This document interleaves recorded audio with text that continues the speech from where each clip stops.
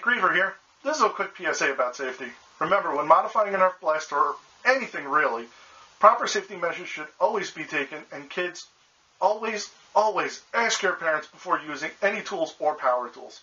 So be safe, happy modding, Nerf on.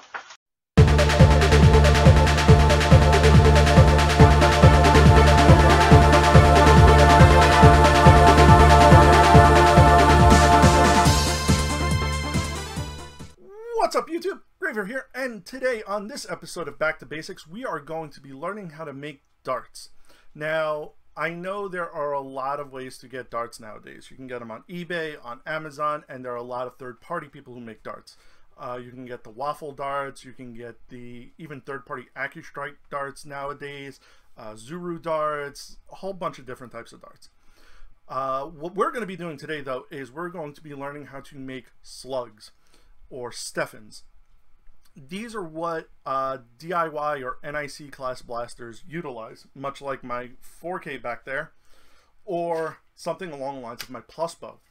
Now, what we're going to be doing today is we are going to be taking this foam backer rod and we're going to be making darts out of it. I'm going to be taking you through the step-by-steps of what you're going to need, what you got to do with it, and basically the results. So let's go to the workbench and we'll go over all the materials you will need to start dartsmithing. Okay, so I know this is not the normal let's go to the bench view that you're used to, but for the purposes of this Back to Basics, I think this is honestly going to be the best angle to best showcase everything to you. So let's first start off by going over what materials you will need. First things first is you're going to need foam for darts, and this is Frost King foam backer rod or foam caulk saver. This is probably the cheapest foam you will ever find for darts for two reasons. One, it's readily available at most big box stores like Home Depot and Lowe's. It's pretty cheap. This is 20 feet. I think it was $4 for it.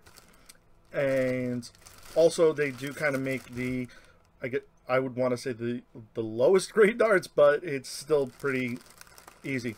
Now what you want to do, when at least this is what I do when I'm looking for this foam, is you want to press on some of the foam, not very hard, but just to see how firm it is.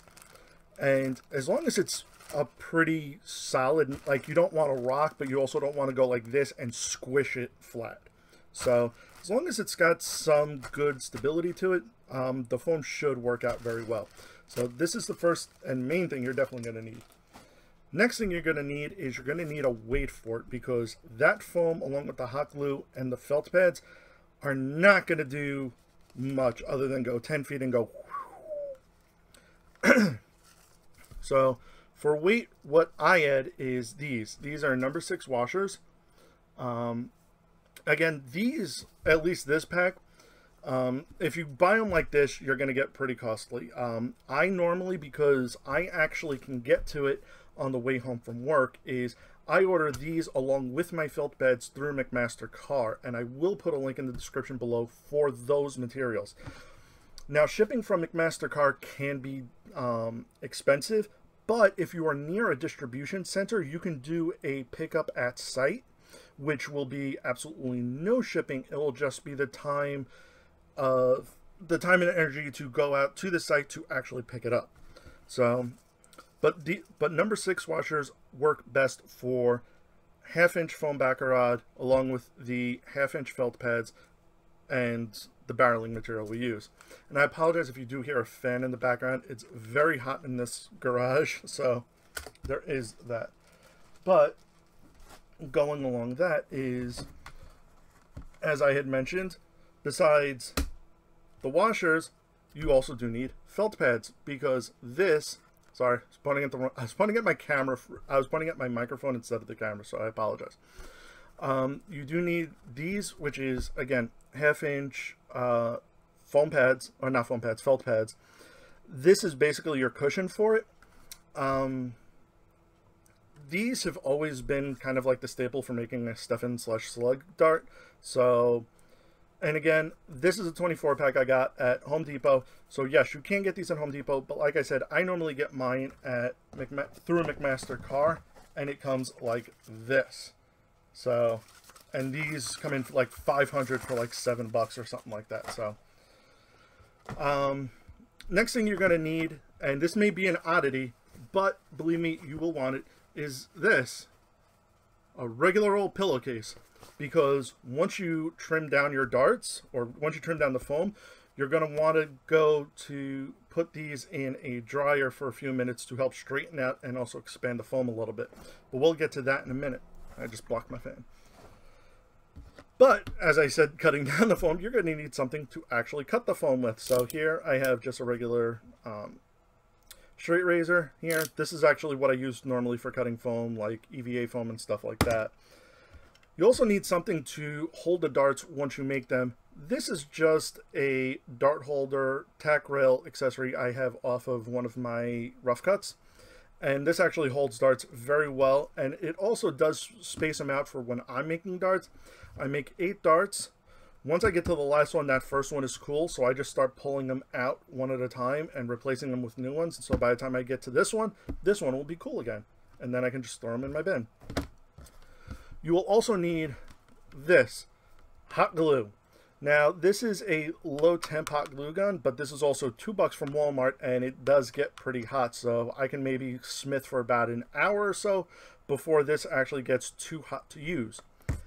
And you will need a lot of glue sticks. I go through at least 3, maybe 4 sticks just making a batch of 40. So, but this is also extremely cheap. So, last but not least, you're going to need something to actually put your darts in. I've also kind of manufactured this to where I feed my foam through here. This is roughly about a ½ inch, so I know where to always make my cuts. Once it hits here, cut here. So you may want to make a rig for yourself. Personally, that's what I did, and then I just put a little notch here to throw all my foam blanks into, and this was from a previous batch of darts. So that's really everything for materials. So we're going to start now by cutting up the foam and then going step by step on what we do and why we do it.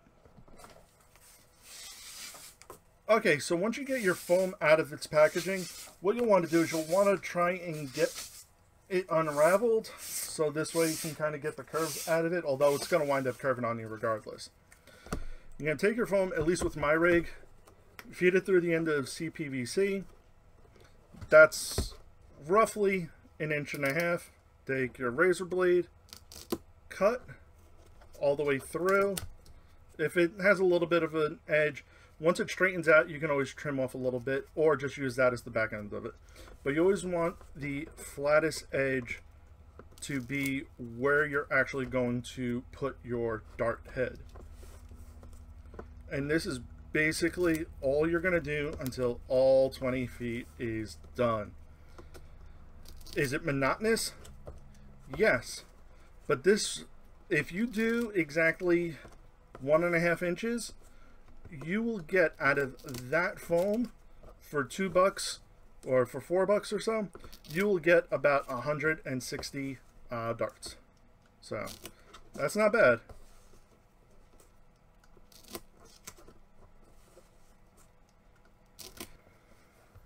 Okay, so my blanks are cut.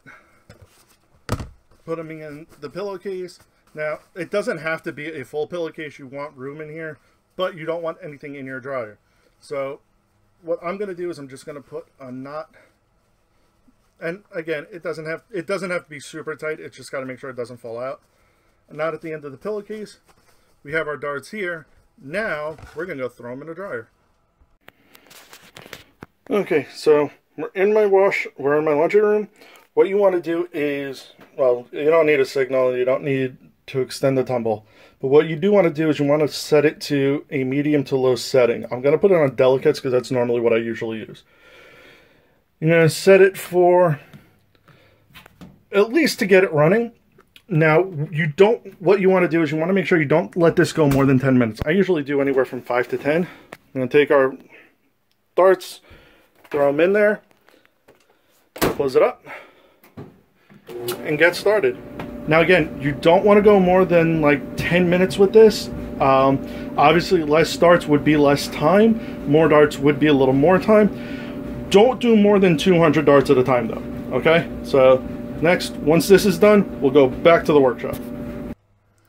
Okay, so our foam blanks are done. They're all right here, and I kept these in the dryer for maybe about 6 minutes or so. If I had more darts, they would have went a little longer, but this is what I had. So good pile, so that's what we went for. Now, before we get into the darts, what you're going to want to do is you're going to plug in your hot glue gun because you want to make sure that's nice and warm when you start. But we're also going to, again, at least the way I do things, is we are going to pre-make dart tips. And what I do is I take the felt pad, and what I do is I set it down, I take my washer, and what I do is I carefully center it on the sticky part of the pad, and then I just set it aside because my weight is added and I know it is centered. So put a couple out.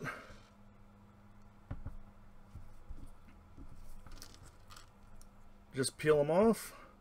And even if you had the roll from McMaster, it's still the same thing. You just peel them off as you go. Now, these pads are a little denser and a little thicker than the ones that I get from McMaster Carr, which, as you can see here, are a little bit more flexible.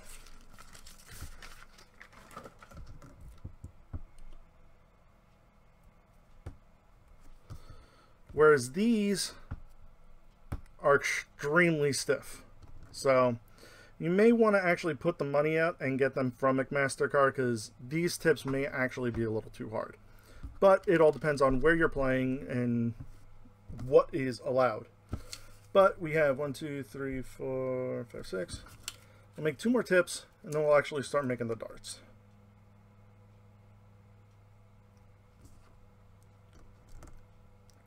Now, the one good thing about these particular ones is because they are a little stiffer to use, they actually do, it actually does make it easier, I should say, to actually center the washers on them. This one didn't come out that centered. Downside to doing also this method is once they're on the pads, it's very hard to peel them off and remove them. But there we go. They're mostly centered. So let's get a couple of blanks in our holder, start making some darts. So what you're going to want to do is once you have your blank, take your hot glue gun and just ever so slightly let the heat make a little hole right in the tip. You're then going to add the hot glue.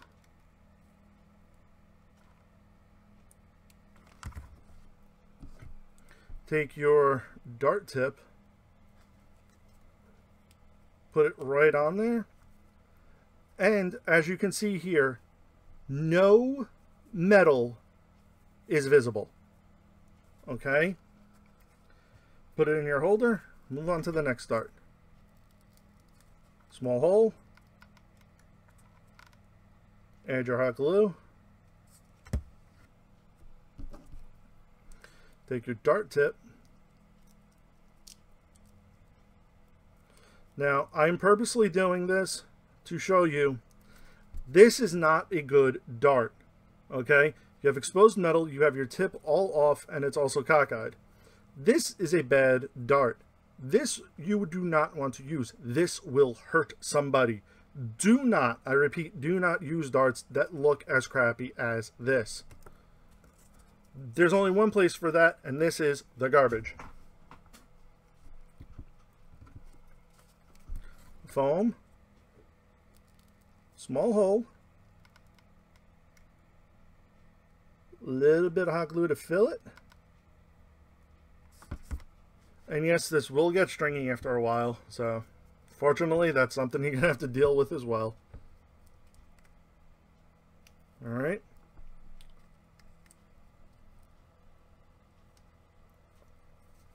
And there we go, another good dart.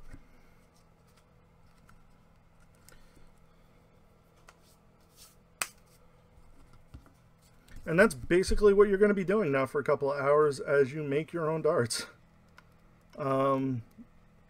So really, that's everything that there is about dartsmithing. Alright, well, that's it for this episode of Back to Basics. Hope you enjoyed this, I hope you learned something, and I hope you put these skills to the test and real soon too, because by the time this comes out, we'll be about a month away from APOC, and that's the big Nerf war I always love to go to every year. It's out here in New Jersey, in Ocean Township. I'll have a link in the description below for the actual event page.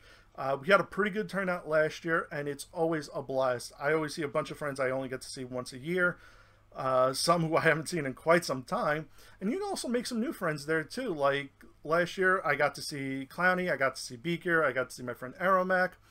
I also met some new friends too. I got to meet Random Shadow 09. If you haven't seen his stuff, he's the be-all and end-all of range tests when it comes to stock blasters. I've seen I met Flying Chicken, who is a moderator on Nerf Modders Welcome, who is an extremely cool guy, and he's actually a really good modder as well. And me, Clowny, and the others also did get to meet Drac last year. So that was actually pretty cool. I have to say, in person, he is pretty cool. So, but that's really it for this episode of Back to Basics after the grandstand that is APOC. But as always, if you like my videos, please throw me a like and subscribe. Leave me a comment down below. Click the little notification bell so that you know when I'm actually putting out my videos. And I will see you guys next time. Later.